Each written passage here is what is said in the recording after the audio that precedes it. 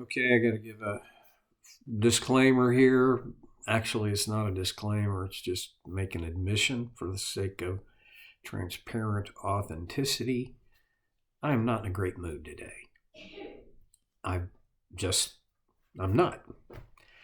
I would prefer to be able to project the reason for that onto something or someone other than myself, but actually, it's me.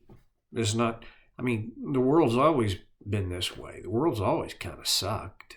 Uh, Physics occasionally work in my favor, but often not, you know. Uh, I, and so there's a real strong chance that this mood will color my interpretation of what we're going to look at in Scripture from 1 Timothy chapter 6. I just thought, I don't know, again, it probably just comes back to how selfish I am as a person. You probably didn't need to know I'm having a crummy day, but I felt I should say it just to get it out there. How selfish is that? That's stupid. Okay, verse 1. Will I spend a month on verse 1? I'm going to try not to. All who are under the yoke of slavery. By the way, this is 1 Timothy chapter 6, verse 1. All who are under the yoke of slavery should consider their masters worthy of full respect, so that God's name and our teaching may not be slandered. Most everybody has a sense of what slander is. I've used the word often, and I have, honestly, there have been occasions in my life I felt I was slandered. I did, it was on the internet, so it's got to be true. I looked for a definition of slander, and it's simple. Whenever someone makes a statement about someone or something else that disparages their reputation. Now, when you think about what Paul's written to Timothy in terms of an instruction for those who are under the yoke of slavery,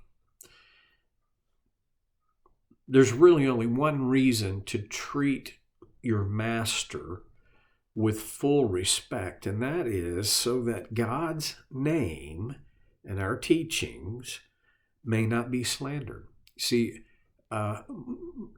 most of the time,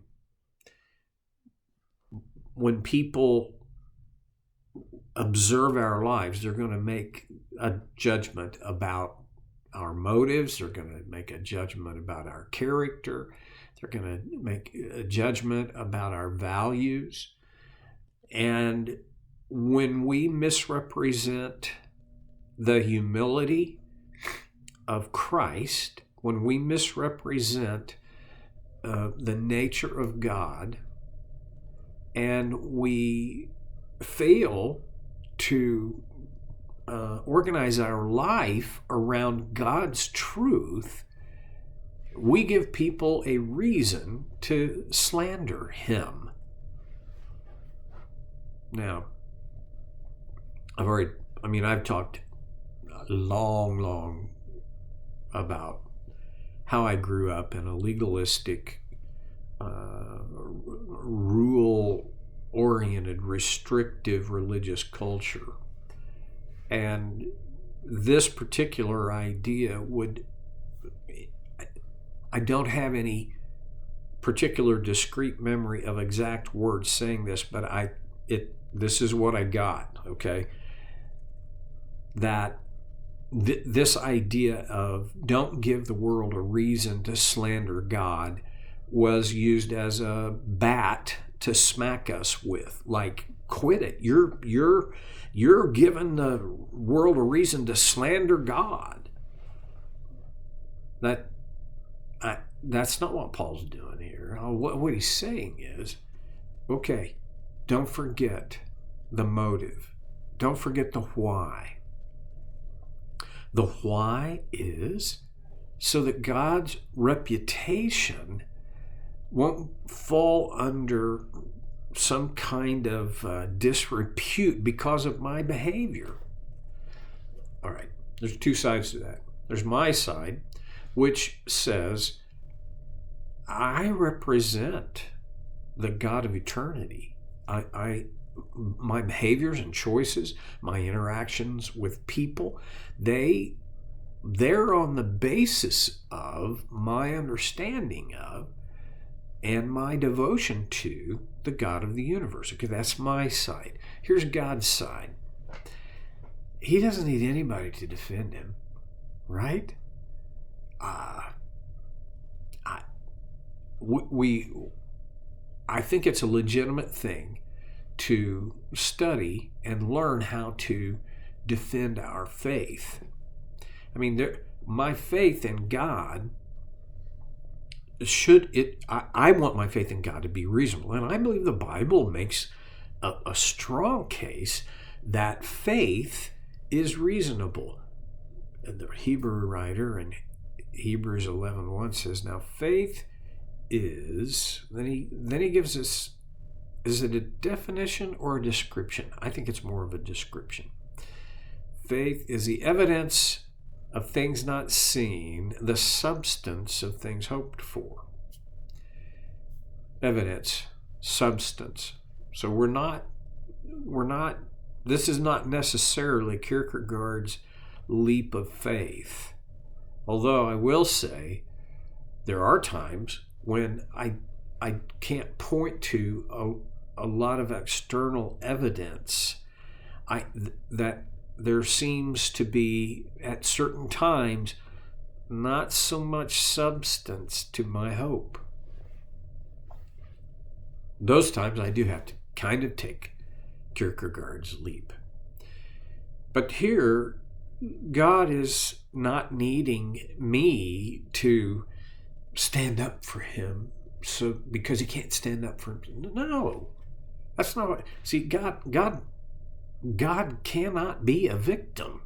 So even though ungodly people would like to victimize God, well, you can't do that. I think of a scripture that Paul, in a letter to the Galatians, wrote, "Do not be deceived. God cannot be mocked." Okay, here's the thing. Slander and mocking are very closely related. And it doesn't say, don't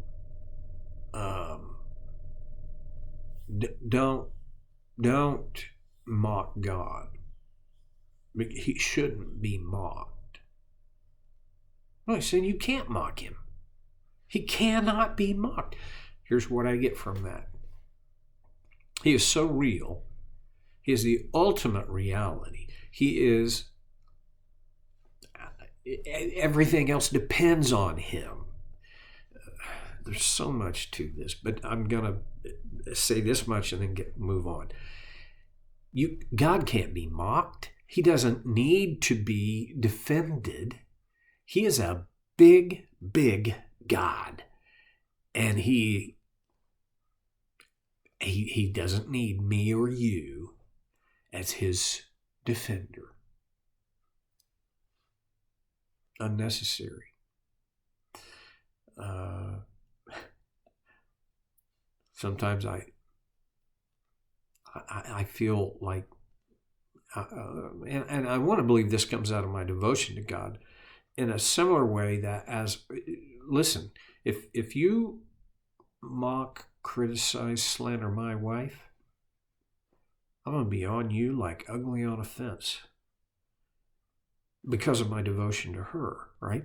And I think sometimes because of my devotion to God, although I know this can be easily inflated, but when I sense God is being slandered, it's supposed to stir me up. But that's not the point that Paul is making. The point Paul is making is to slaves, those under the yoke of slavery. The primary, and I don't know that I can say singular, but I will say the primary reason for showing full respect, full regard to their master is so that God's name and our teaching may not be slandered. In other words, demonstrate the authenticity of your faith walk.